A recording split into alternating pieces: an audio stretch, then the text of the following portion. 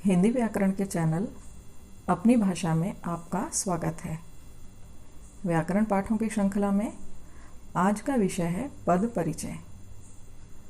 बच्चों, यह तो आप जानते ही हैं कि शब्द भाषा की स्वतंत्र इकाई है। जब इसका प्रयोग वाक्य के अंतर्गत होता है तो यह स्वतंत्र नहीं रहता, बल्कि वह व्याकरण के नियमों जैसे लिंग, वचन, कारक, विशेषण, क्रिया आदि में बंध जाता है। तब इसकी आकृति और रूप में भी परिवर्तन आ जाता है। फिर यह शब्द न रहकर पद कहलाता है। अतः यहाँ स्पष्ट है कि पद का प्रयोग वाक्य के संबंध में किया जाता है और शब्द केवल शब्दकोश में मिलते हैं। आइए हम कुछ विशेष बिंदुओं पर चर्चा करेंगे। शब्द, वाक्य अथवा पद क्या है? तो सबसे पहले देखते हैं शब्द। वर्णों के सार्थक समूह को शब्द कहते हैं और शब्दों का व्याकरणिक रूप से नियमों में बंधकर प्रयोग किया जाना वाक्य कहलाता है और सार्थक वाक्यों में प्रयुक्त शब्द पद कहलाते हैं। इन पदों का व्याकरणिक परिचय देना ही पद परिचय कहलाता है। पद परिचय का अर्थ है पदों का अन्वय अर्थात विश्लेषण। किसी भी पद के बारे में जानने के लिए वाक्य में पद की क्या स्थिति है, उस पद के भेद, उपभेद, लिंग, वचन, कारक, क्रिया, विशेषण आदि सबकी जानकारी दी जाती है। इसे हम एक उदाहरण द्वारा समझते हैं। स्वर्णिम यहाँ दूसरी कॉलोनी में रहता था। इसके प्रत्येक पद का परिचय कुछ इस प्रकार से दिया जाएगा। स्वर्णिम पद का परिचय है, यह व्यक्तिवाचक संज्ञा है, पुल्लिंग है, एक वचन, कर्ता कारक है तथा रहता था क्रिया का कर्ता है।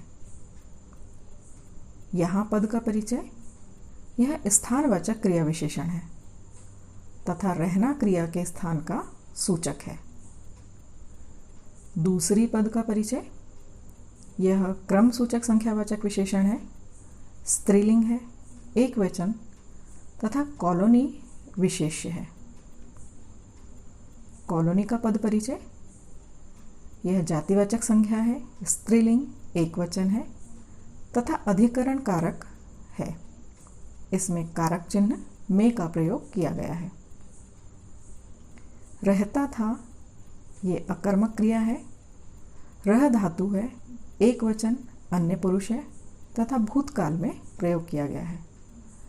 कर्तृवाच्य है और यहाँ क्रिया का कर्ता स्वर्णिम है। इस उदाहरण द्वारा हमें यह स्पष्ट पता चलता है कि पदों का व्याकरणिक परिचय ही पद परिचय कहलाता है। हम यह भी जानते हैं कि वाक्य में 4 प्रकार के विकारी और 4 प्रकार के अविकारी पदों का प्रयोग होता है। इसे हम पहले की कक्षाओं में पढ़ चुके हैं। फिर भी एक बार पुनः दोहराते हैं कि विकारी पद या विकारी शब्द कौन कौन से हैं। संज्ञा, सर्वनाम, विशेषण तथा क्रिया विकारी पद कहलाते हैं तथा अविकारी पद या शब्दों में क्रिया विशेषण, संबंध बोधक, समुच्चय बोधक और विस्मयादि बोधक शब्द आते हैं। पद परिचय देते समय हमें इन्हीं विकारी और अविकारी पदों का पूर्ण परिचय देना होता है। तो पद परिचय देते समय कुछ आवश्यक बातें जो ध्यान रखनी है। प्रत्येक पद को अलग अलग करना, प्रत्येक पद का भेद और उपभेद बताना, वाक्य में पद का दूसरे पदों के साथ संबंध बताना तथा वाक्य में प्रयुक्त पद का कार्य बताना। इस आधार पर पद परिचय की परिभाषा कुछ इस प्रकार होगी। वाक्य में प्रयुक्त किसी एक निर्दिष्ट पद अथवा सभी पदों का व्याकरण की दृष्टि से परिचय देना पद परिचय कहलाता है। वाक्य में प्रयुक्त पदों का परिचय निम्न बातों को ध्यान में रखकर दिया जाता है। जैसे सबसे पहले हम देखेंगे संज्ञा का पद परिचय। संज्ञा का पद परिचय देते समय हम संज्ञा का भेद बताते हैं कि वह व्यक्तिवाचक संज्ञा है, जातिवाचक है अथवा भाववाचक संज्ञा के रूप में प्रयोग की गई है। लिंग स्पष्ट करते हैं, पुल्लिंग है अथवा स्त्रीलिंग। वचन कौन सा प्रयोग हुआ है, एक वचन या बहुवचन, तथा कारक के 8 भेद में से कौन सा कारक प्रयुक्त हुआ है। और कारक के भेद भी हम पढ़ चुके हैं, कर्ता, कर्म, करण, संप्रदान, अपादान, संबंध, अधिकरण और संबोधन। संबंध भी दर्शाया जाता है कि संज्ञा पद का क्रिया और अन्य पदों के साथ क्या संबंध है। इसे हम एक उदाहरण में देखेंगे कि रेखांकित संज्ञा पद का परिचय क्या होगा। जैसे वाक्य है, रानी कहानी लिखती है। यहाँ रानी और कहानी संज्ञा पद है, तो पहले रानी का परिचय देखें। रानी व्यक्तिवाचक संज्ञा है, स्त्रीलिंग एक वचन है तथा लिखती है क्रिया की कर्ता है। और कहानी पद जातिवाचक संज्ञा है, स्त्रीलिंग है एक वचन और कर्म कारक लिखती है क्रिया का कर्म है। दूसरा है सर्वनाम का पद परिचय। यदि वाक्य में रेखांकित पद सर्वनाम हो तो परिचय देते समय हम सर्वनाम के भेद, जैसे पुरुषवाचक, उत्तम पुरुष है, मध्यम पुरुष या अन्य पुरुष, निश्चयवाचक सर्वनाम है, अनिश्चयवाचक है, संबंधवाचक है, प्रश्नवाचक है या निजवाचक सर्वनाम है, इसका परिचय देते हैं। लिंग पुल्लिंग अथवा स्त्रीलिंग, वचन एक वचन और बहुवचन, कारक में 8 कारक के विषय में परिचय देते हैं। संबंध में पद का क्रिया और अन्य पदों के साथ क्या संबंध होता है यह भी बताते हैं। एक उदाहरण के द्वारा हम देखते हैं कि रेखांकित सर्वनाम पद का क्या परिचय है। मैंने उसे एक कहानी सुनाई। यहाँ पर मैंने और उसे रेखांकित पद है, तो मैंने का परिचय पहले देखें। पुरुषवाचक सर्वनाम है, उत्तम पुरुष, पुल्लिंग अथवा स्त्रीलिंग कुछ भी हो सकता है तथा कर्ता कारक है। उसे पद का परिचय पुरुषवाचक सर्वनाम है, अन्य पुरुष है, एक वचन में है तथा यह पद भी स्त्रीलिंग अथवा पुल्लिंग कुछ भी हो सकता है तथा यह कर्म कारक है। विशेषण का पद परिचय। यदि वाक्य में रेखांकित पद विशेषण हो तो हम इस प्रकार से उसका परिचय देंगे। विशेषण के भेद बताएंगे, गुणवाचक, संख्यावाचक, संख्यावाचक में भी निश्चित है अथवा अनिश्चित संख्यावाचक, परिमाणवाचक में भी निश्चित परिमाणवाचक है अथवा अनिश्चित परिमाणवाचक, या वह सार्वनामिक विशेषण है। विशेष्य का परिचय देंगे। लिंग में भी पुल्लिंग अथवा स्त्रीलिंग, वचन एक वचन और बहुवचन का परिचय तथा अवस्था में विशेषण की कौन सी अवस्था है, मूलावस्था है, उत्तरावस्था है या उत्तम अवस्था है। साथ ही साथ यदि प्रविशेषण है तो उसका भी उल्लेख किया जाता है। इसे भी एक उदाहरण से समझते हैं। कक्षा 10वीं का यह छात्र चतुर है। यहाँ पर 10वीं, यह तथा चतुर विशेषण शब्द हैं। इनका परिचय कुछ इस प्रकार से होगा। 10वीं संख्यावाचक विशेषण है, क्रमसूचक संख्यावाचक है तथा स्त्रीलिंग एक वचन में है तथा कक्षा विशेष्य का विशेषण है। यह पद का परिचय, यह सार्वनामिक विशेषण है, एक वचन में है, पुल्लिंग है, छात्र विशेष्य का विशेषण है। चतुर्पद गुणवाचक विशेषण है, पुल्लिंग है, एक वचन तथा छात्र विशेष्य का विशेषण है। अब हम देखते हैं क्रियापद का परिचय। यदि रेखांकित पद क्रिया है तो इसके भेद बताए जाएंगे, जैसे सकर्मक में एक कर्मक अथवा द्विकर्मक है या अकर्मक क्रिया है। संरचना के आधार पर भी भेद देखते हैं। संयुक्त क्रिया है, नाम धातु, प्रेरणार्थक, पूर्वकालिक या तात्कालिक क्रिया है। काल के भी भेद देखे जाते हैं, भूतकाल, वर्तमान काल अथवा भविष्यकाल। लिंग में पुल्लिंग, स्त्रीलिंग, वचन में एक वचन और बहुवचन को देखा जाता है। वाच्य में कर्तृवाच्य है, कर्मवाच्य अथवा भाववाच्य है। तथा यहाँ पर कर्ता और कर्म का उल्लेख भी किया जाता है। एक उदाहरण से समझेंगे। नानी जी कमरे में बैठी हैं। यहाँ पर रेखांकित पद बैठी हैं का परिचय कुछ इस प्रकार से होगा। यह अकर्मक क्रिया है। आदर स्वरूप बहुवचन के रूप में प्रयोग किया गया है। स्त्रीलिंग है, वर्तमान काल में है, कर्तृवाच्य है तथा यहाँ पर नानी जी कर्ता है। क्रिया विशेषण का पद परिचय। रेखांकित पद क्रिया विशेषण होने पर पद परिचय कुछ इस प्रकार दिया जाता है। क्रिया विशेषण का भेद बताया जाएगा। कालवाचक, स्थानवाचक, परिमाणवाचक अथवा रीतिवाचक। जैसे उदाहरण है, बच्चे जोर जोर से गाना गा रहे हैं। यहाँ पर क्रिया विशेषण पद है जोर जोर से।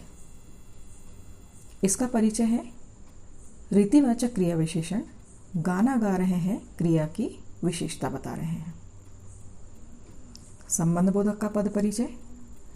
यदि रेखांकित पद संबंध बोधक हो तो पद परिचय देने हेतु संबंध बोधक पद कालवाचक है, स्थानवाचक, दिशावाचक, इनमें से क्या है और किन पदों या पदबंधों को जोड़ता है, इसका परिचय दिया जाता है। उदाहरण स्वरूप, मेरे घर के समीप विद्यालय है। यहाँ पर रेखांकित पद है के समीप। इसका परिचय स्थानवाचक संबंध बोधक पद है तथा घर और विद्यालय के बीच संबंध स्थापित कर रहा है। समुच्चय बोधक का पद परिचय। वाक्य में प्रयुक्त रेखांकित शब्द यदि समुच्चय बोधक पद हो तो पद परिचय के लिए समुच्चय बोधक के भेद कि वह समानाधिकरण है या व्यधिकरण समुच्चय बोधक है। साथ ही साथ किन पदों, वाक्यांशों या वाक्यों को जोड़ता है, इसका परिचय दिया जाता है। एक उदाहरण लेते हैं। हम विद्यालय गए परंतु वहाँ कोई शिक्षक नहीं मिला। रेखांकित पद है परंतु। यह व्यधिकरण समुच्चय बोधक पद है। विद्यालय जाने और शिक्षक न मिलने के बीच संबंध स्थापित कर रहा है। अंतिम है विस्मयादि बोधक का पद परिचय। यदि रेखांकित पद विस्मयादि बोधक पद है तो हम विस्मयादि बोधक सूचक जो पद होते हैं जैसे हर्ष, शोक, विस्मय, प्रशंसा, तिरस्कार, इनमें से किस भाव का उल्लेख करते हैं, इसका परिचय दिया जाता है। जैसे उदाहरण के तौर पर देखें, आहा, हम प्रतियोगिता जीत गए। आहा पद अव्यय है, विस्मयादि बोधक है तथा यह हर्ष सूचक पद है। प्रयोग की विशिष्टता के कारण पदों के परिचय में कुछ भिन्नता भी पाई जाती है, जिन्हें हम कुछ उदाहरणों के साथ समझेंगे।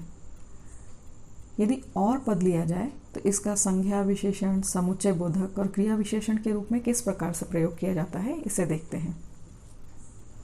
संज्ञा के लिए औरों को बताने से क्या होगा, विशेषण के रूप में है और बच्चे आ गए।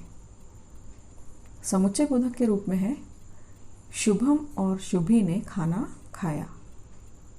क्रिया विशेषण के रूप में प्रयोग है थोड़ा और दे दो। अच्छा पद का प्रयोग संज्ञा के रूप में अच्छों का साथ करो। विशेषण के रूप में है शुभम अच्छा बालक है। क्रिया विशेषण के रूप में नवीन अच्छा लिखता है। और विस्मयादि बोधक रूप में यदि प्रयोग देखें, अच्छा तुम ठीक कह रहे हो। बहुत पद का परिचय संज्ञा के रूप में बहुतों से कह चुका हूँ। विशेषण के रूप में बहुत बहाने मत बनाओ। क्रिया विशेषण के रूप में बहुत पढ़ना पड़ा। प्रविशेषण के रूप में वह तो बहुत चतुर लड़का है। एक पद का परिचय देखें तो सर्वनाम के रूप में एक ने ऐसे ही दे दिया। विशेषण के रूप में एक किताब मुझे दे दो।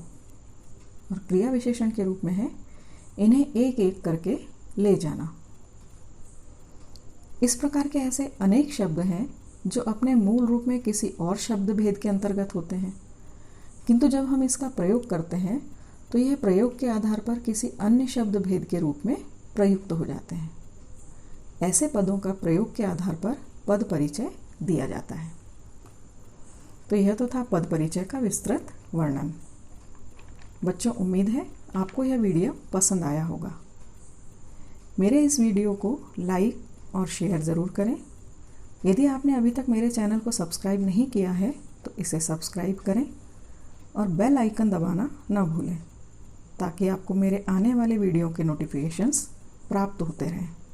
धन्यवाद। आपका दिन शुभ हो।